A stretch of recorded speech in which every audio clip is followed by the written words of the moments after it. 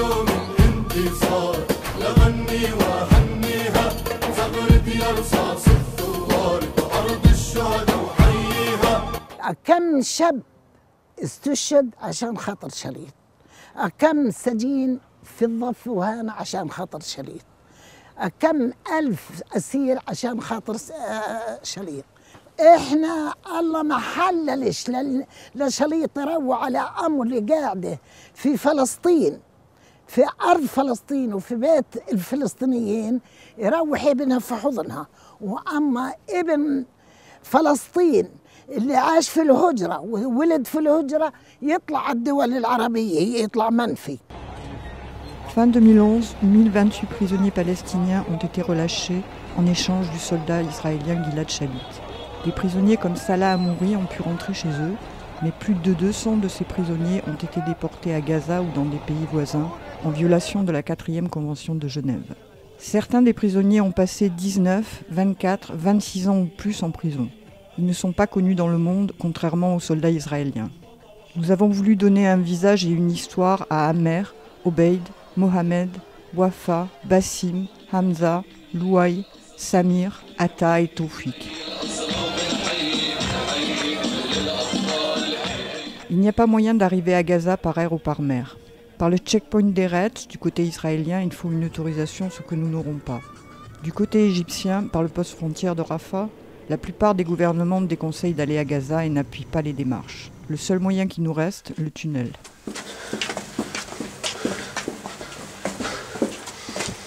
Rafah, la frontière entre Gaza et l'Égypte, est un gruyère. Des dizaines, peut-être même des centaines de tunnels assurent le transport des biens et des personnes. Certains tunnels sont assez grands pour y faire passer des voitures, des troupeaux de moutons, du matériel de construction.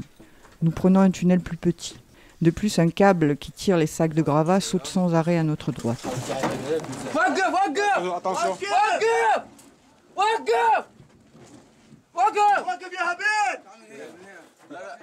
Malgré tout, le transfert par le tunnel est très bien organisé du côté palestinien. Ces tunnels sont régulièrement bombardés par l'aviation israélienne. Mais que peuvent-ils faire contre la détermination des Palestiniens à creuser et recreuser des tunnels, leur seule porte vers le monde extérieur? Partout dans la bande de Gaza, les rues sont décorées de fanions pour fêter la libération des prisonniers. On est vendredi et le docteur Mohamed Rantissi, le frère d'Abdelaziz, fondateur du Hamas, nous a fait rencontrer 2 prisonniers récemment libérés. Ils sont devenus aveugles en prison. I was arrested on the year 2004.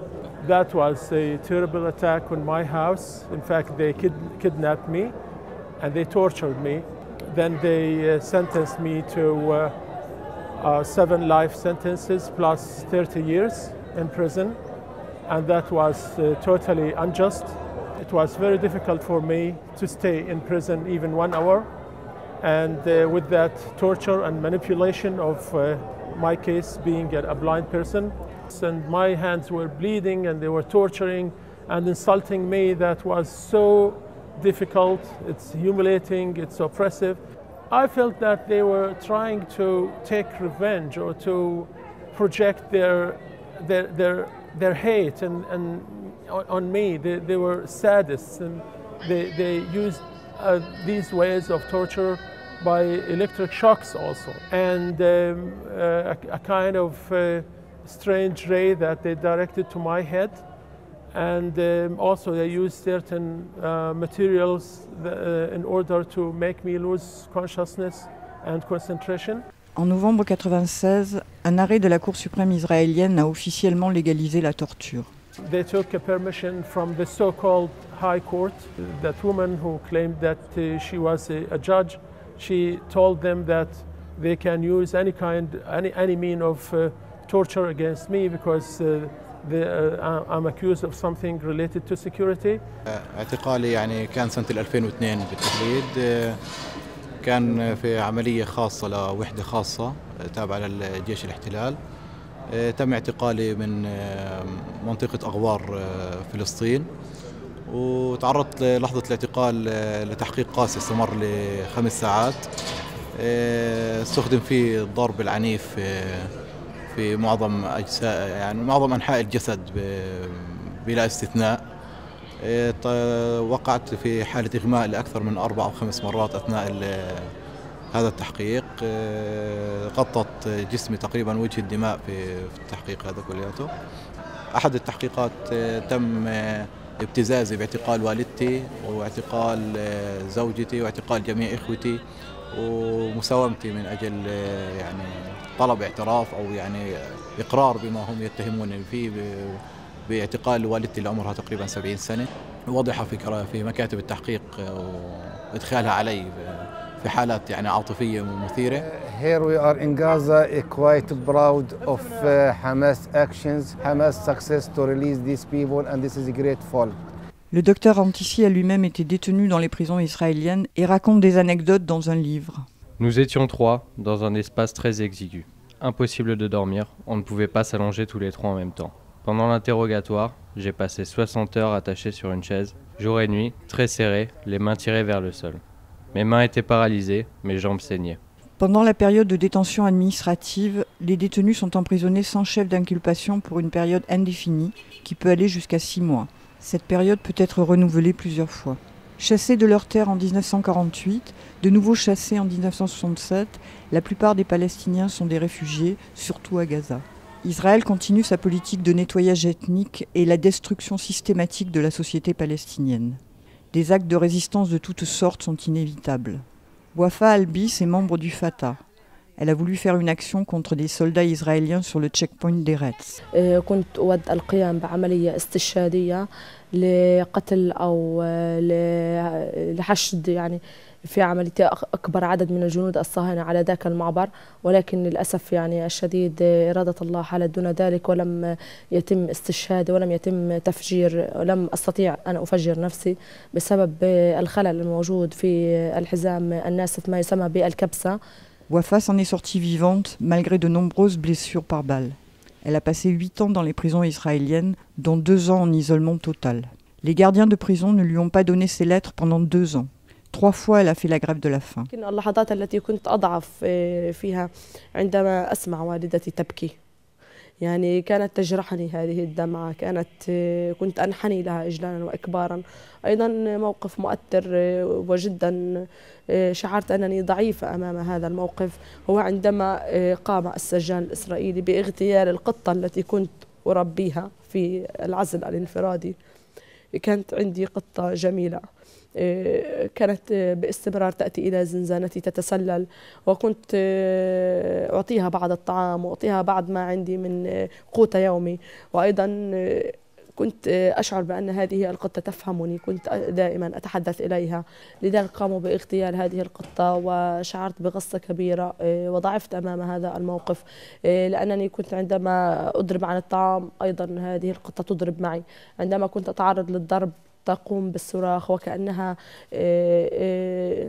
تسمع أو كأنها تشعر بما يحدث لي، لذلك تأثرت جدا على فراق.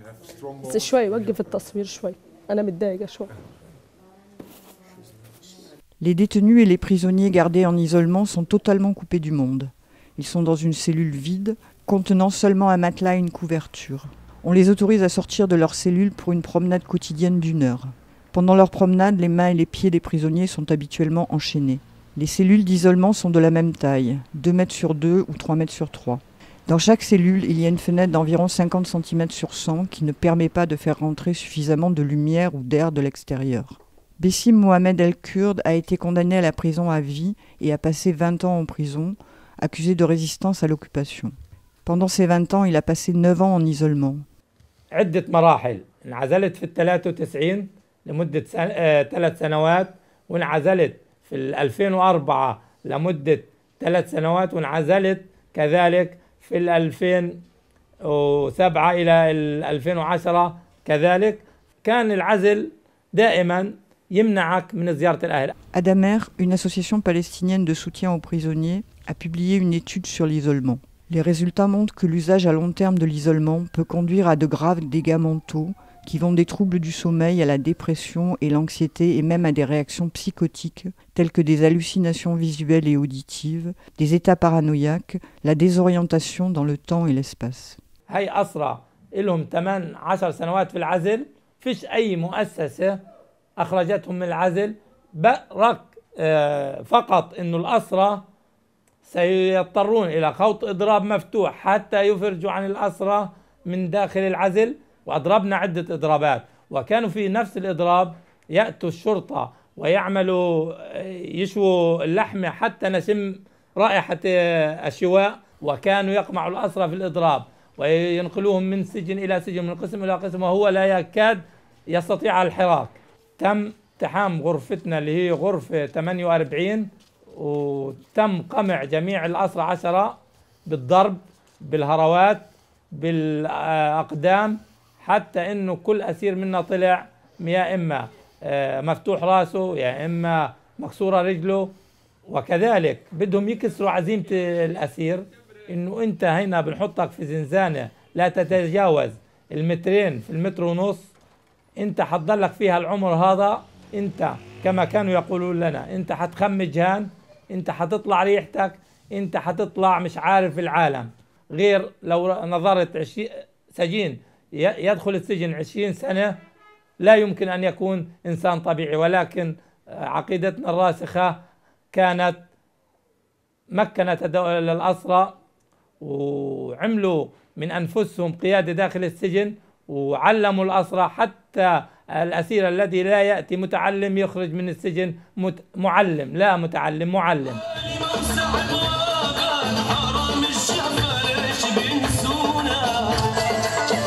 À Gaza, il y a des mariages tous les jours. Les ex-prisonniers sont impatients de trouver une épouse. Le marié, originaire de Naplouse, n'est pas autorisé à quitter Gaza. Sa famille et ses amis ne peuvent pas venir à Gaza pour assister au mariage. Seules la mère et la sœur sont là, parce qu'elles ont eu le courage de faire l'immense détour par la Jordanie et l'Égypte. Naplouse se trouve à moins de 100 km de Gaza, mais les Israéliens ne donnent pas d'autorisation. C'est pour cela que ses amis ont organisé un live stream.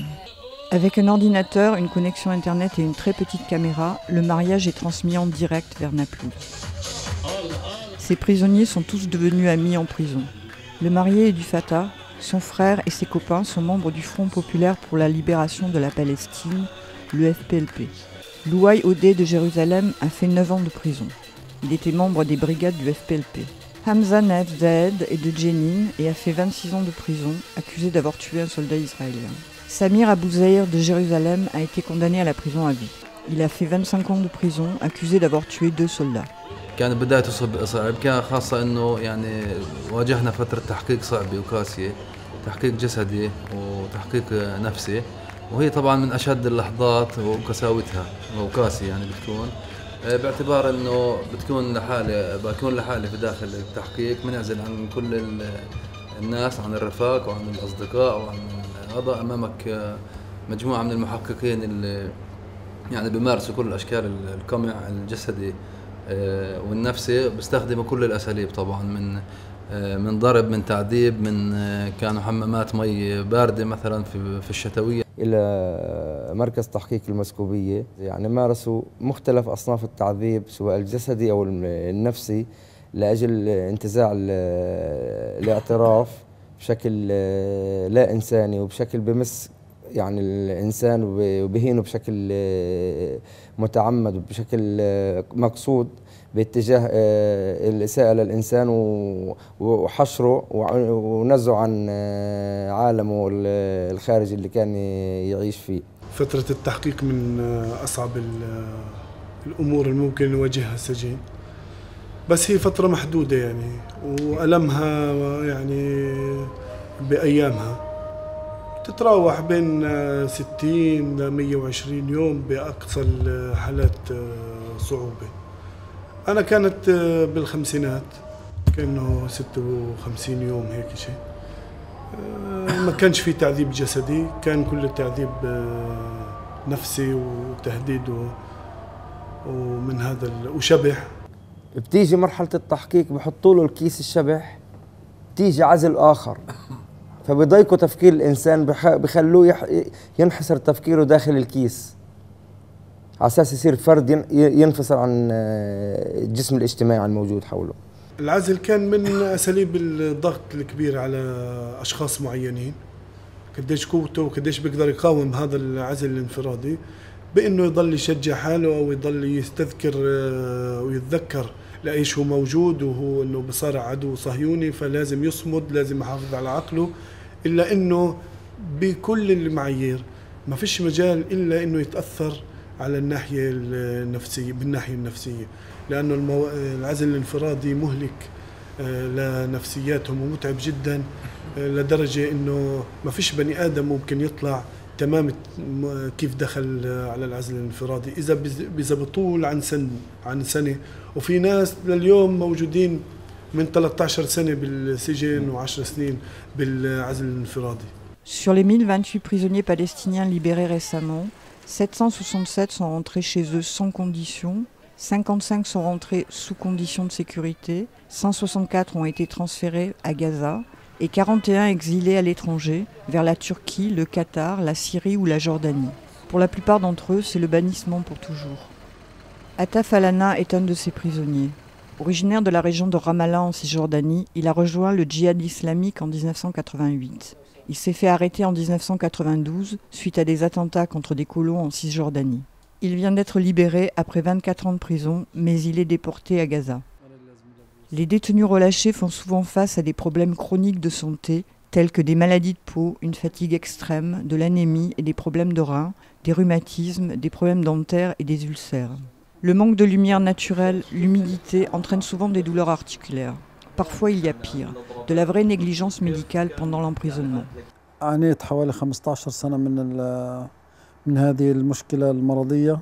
كنت أذهب إلى عيادة السجن وأقول لهم عندي مشكلة في القلب، يعني في عندي نخزة، لا أستطيع أن أمشي كثير. كانوا يعملون لي فحص بسيط ويقول لي قلبك مثل الحديد. Une fois libéré, Atta est allé à l'hôpital à Gaza. Ils ont découvert qu'il avait des artères bouchées et ils l'ont opéré du cœur avec succès. 19 سنة لمن طاح في السجن دشر بنت سنة وابنه بكى في بطن امه. أنا أعاني في طريق السجن، أروح أقطع زيارة على الصليب، أروح عليه على السجن كل 15 يوم. Et maintenant qu'Atta est libéré, sa mère va devoir encore faire de longs voyages pour rendre visite à son fils. Ramallah se trouve à 45 minutes de Gaza, mais son frère, sa mère et sa femme ont dû passer par le pont Allenby pour aller en Jordanie et ensuite en Égypte pour entrer à Gaza par le poste frontière de Rafah. بلفوا بروحوا على الأردن وبلفوا على مصر، ومن مصر بيمشوا حوالي 8 ساعات في الباص لأنهم يصلوا معبر رفح. À Khan Younes, nous rencontrons Jaber Wesha. Il est coprésident du PCHR, le Centre palestinien des droits de l'homme. Il a passé 14 ans en prison.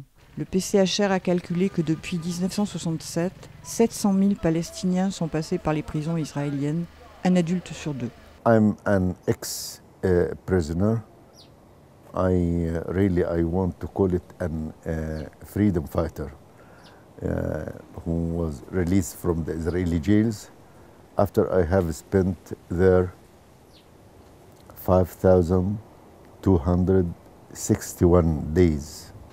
Imprisonment in the Israeli jails has a special taste.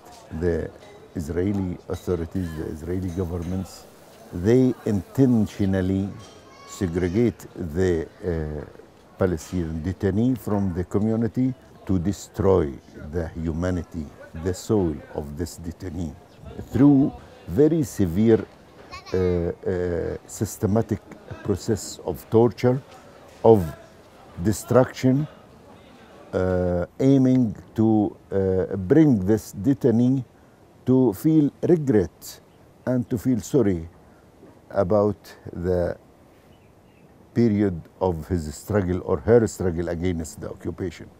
This struggle against occupation is a very legitimate right of human being to resist occupier. Jaber Wesha et Taoufik Abouraïm sont devenus très amis en prison. Jaber en est sorti en 1999, Taoufik en 2011. Ça fait 15 ans qu'ils ne se sont pas vus. اعتقلت في عام 1989 حكم علي مؤبد 20 سنة على انتماء لحركة المقاومة الإسلامية حماس وحيازة أسلحة وقيام بعمليات ضد الاحتلال. أمضيت من المؤبد 20 سنة 23 عام. كنا في تحت الأرض في سجن تحت الأرض في سجن الرملة. شاهدنا كيفية تعامل السجان مع الأسرى اللي كان عندهم حالات نفسية أو كذا. كان أسوأها اللي هو نجيب بريس، اللي كان هم مارسوا ضده يعني عملية كانت سيئة جدا، ولم يتم التحقيق في هذا الأمر، بحيث أنه كان تم تكبيل أيدي وأرجل ذلك الرفيق، وكان فيها وضع لاصق على فمه، وهذا شاهدته أنا في فترة عزل الرملة. ثم بعد يومين أخبرونا بأنه انتحر. كذلك لدينا أسرى أشبال، الأشبال الصغار السن، كيف يتعامل السجان مع هؤلاء الأسرى؟ هذه من ناحية حرمانهم من التعليم، حرمانهم من التربية، حرمانهم من مواصلة الاتصال مع أهليهم. Pour les Nations Unies, un enfant est un individu de moins de 18 ans. Pour Israël, c'est moins de 16 ans. Il y a actuellement 160 enfants palestiniens détenus dans les prisons israéliennes. Au moins 33 d'entre eux ont moins de 16 ans. من خلال ضرب هؤلاء الأطفال ضرب مبرح جدا، وقد شاهدنا عدد منهم من فقد سمعه، منهم من أحدثت لديه حالات نفسية سيئة جدا. الطفل الأخير كان في بطني عندما اعتقل والده، والبنت الأكبر كان عمرها 3 سنوات، فكانوا صغار. يعني التواصل طبعا في بداية الأمر كان يعني يسمح لنا بالزيارة كل أسبوعين، فكنا نتواصل، نذهب ونأخذ يعني آخذ أطفالي ونذهب لزيارته. طبعا وقد تنقل ما بين جميع السجون الإسرائيلية. فيما قبل 10 سنوات بدأ ما يعرف بالمنع الزيارات، وهو ما يسمى بالأمني. كنا كثيرا ما نذهب ونصل إلى معبر إيرز ثم يقولون لنا بأنك ممنوع أمني وعود، فكنا نرجع من إيرز طبعا بعد أن نكون قد خرجنا من الساعة 3:30 صباحا، وهم الآن يعني تلمس فيهم أحيانا كأنهم أطفال، يعني كأنهم يحاولون أن يعني يعوضوا شيء من الحنان الذي افتقدوه وهم صغار، يجتمعون حوله يقبلونه، يكونوا سعداء بالأكل أو الشرب معه. Jaber Wesha est la mère de Jaber. Elle ne connaît pas sa date de naissance, mais pense qu'elle a environ 82 ans. يوم اعتقال جبر وحكموا عليه مدى الحياة، تمدوا عليه حكموا عليه 99 سنة و99 سنة. قمت أنا وقفت حيلي في وسط المحكمة، هذا نهار حكم جبر، وقفت وقلت يا البعيد يا فلان يلي مش مقابلني، إني ما بترجاك، أنا بترجى الله وحكمك اللي حكمت أنت ظلمت ابني، أنت حكمت وربنا برضى بحكم الله، بحكمك يا كافر أنا ما برضى إلا بحكم ربنا. وقمت قلت يا فلسطين وافرحي في شبابيك، يا رصاصنا في قلوب اللي عادي فتح شبابيك، يوم الكون تحيا شبابك يهجمع العدا مياب المنايا وزغرتت. هذا في قلب المحكمة. عواد قلت واحنا الفلسطينيين بنبل الريق يشروشنا في الأرض نازل غني، حلفنا بتراب الوطن ما نعيد إلا فيك، ندعس عرقاب الصهاينة ونعملها طريق.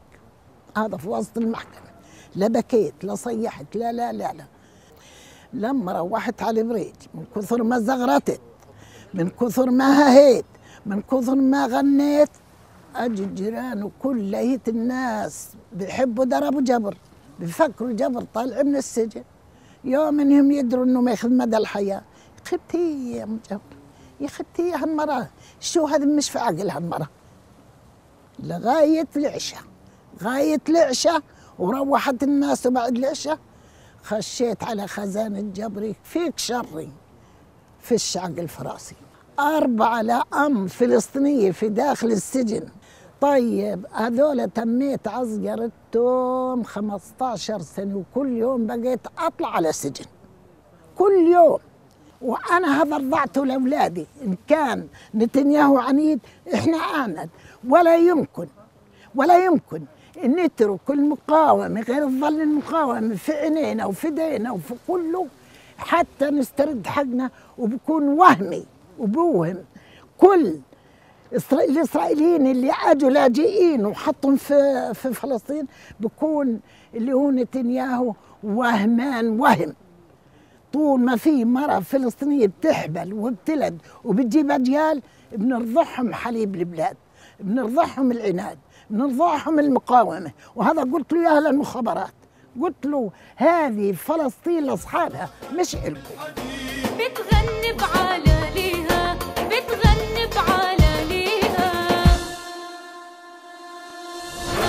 يوم الانتصار لغني وهنيها زغرت يا رصاص الثوار أرض الشهداء وحييها هزت يوم